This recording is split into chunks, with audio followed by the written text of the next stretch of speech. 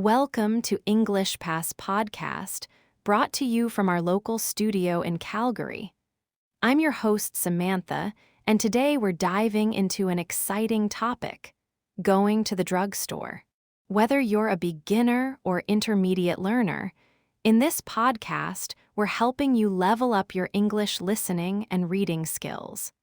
And before we get started, let me tell you that the sponsor of this episode is TypeFit, keyboard typing practice and learning service. Today, we're exploring something really interesting: going to the drugstore. This is a wonderful subject for English learners because it covers a lot of practical vocabulary and real-world situations. So let's dive right in. Going to the drugstore is a common part of modern life, but it is also a complex experience that involves health, science, and commerce.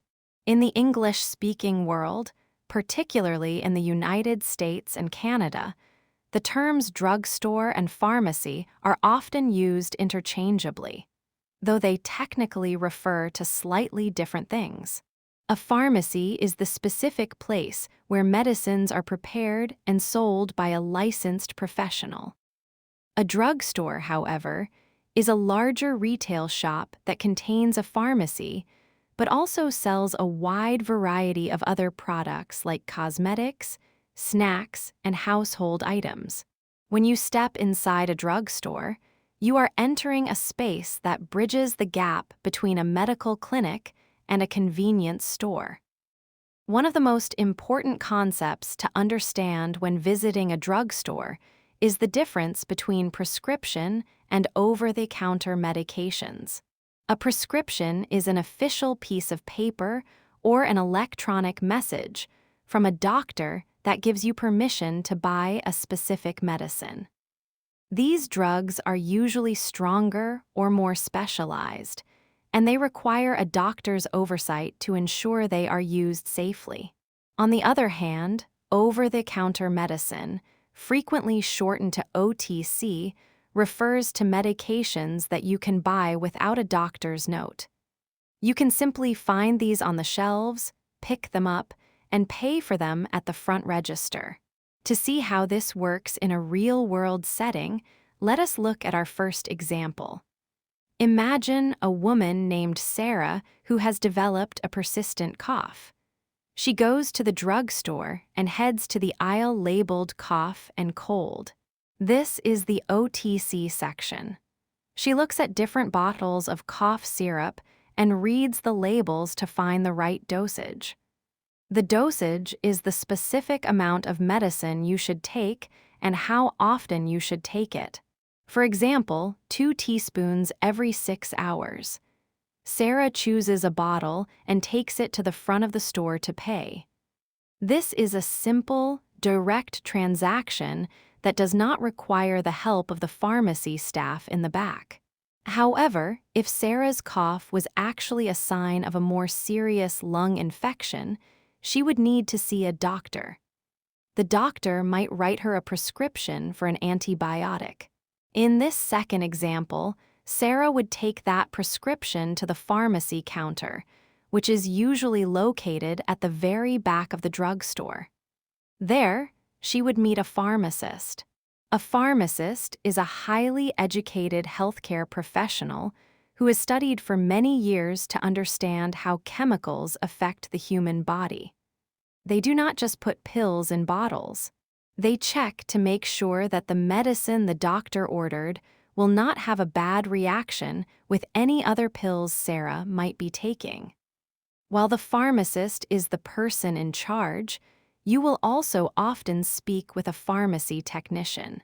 This is a person who assists the pharmacist by gathering the medicine, labeling the bottles, and processing payments.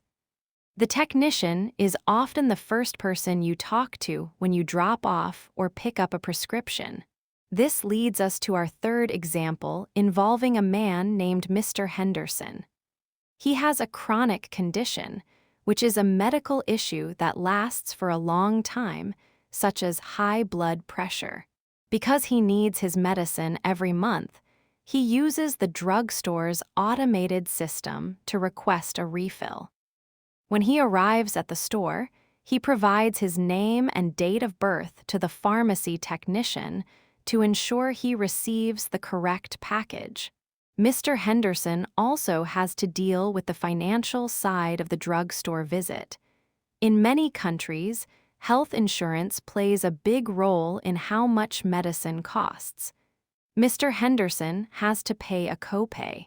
A copay is a small, fixed amount of money that a patient pays out of their own pocket, while the insurance company pays the rest of the bill.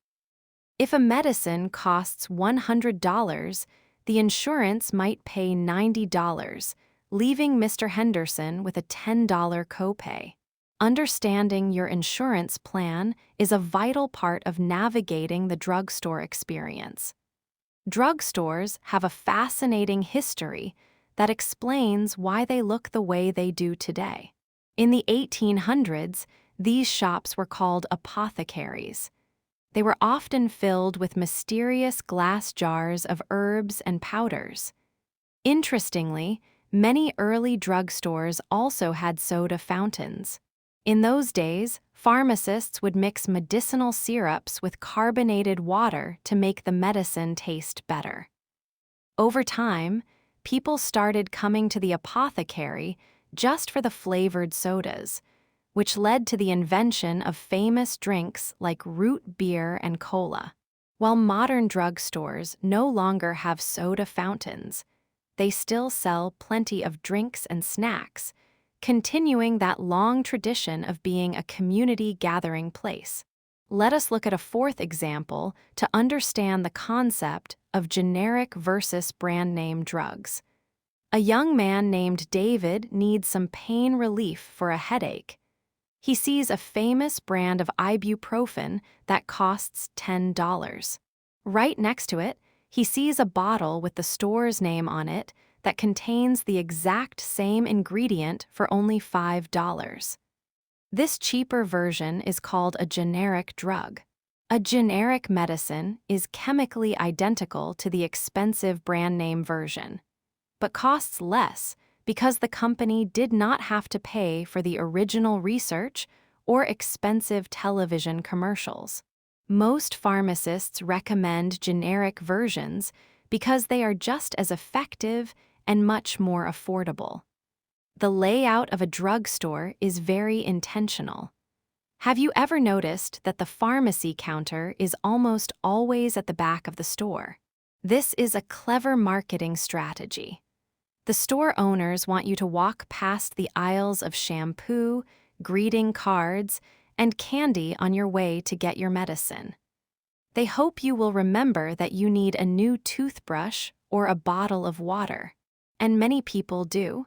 This makes the drugstore a convenient one-stop shop for daily essentials. Our fifth example involves a mother named Maria and her young child. Maria's child has a sudden fever in the middle of the night.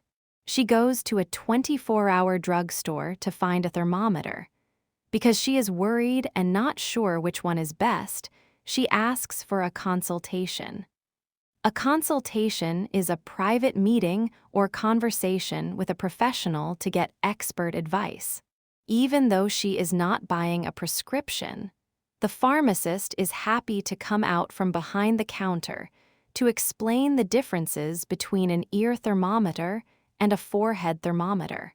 This free medical advice is one of the most valuable services a drugstore provides to its neighborhood. Beyond medicine, drugstores offer many other services that people might find surprising. This brings us to a sixth example. A college student named Alina needs a passport photo for her study abroad trip. She does not go to a specialized photo studio. Instead, she goes to the local drugstore. Many drugstores have a photo department where they can print pictures from your phone or take official government-compliant photos. While Alina waits for her photo to be printed, she picks up a pack of pens and a notebook for her classes. This variety of services makes the drugstore a central part of her weekly routine. Another important service provided by modern drugstores is vaccinations. In the past, you always had to go to a doctor's office or a hospital to get a shot. Now, in our 7th example, we see James, a busy office worker who wants to get his annual flu shot. He does not have time to make a doctor's appointment, so he walks into a drugstore during his lunch break.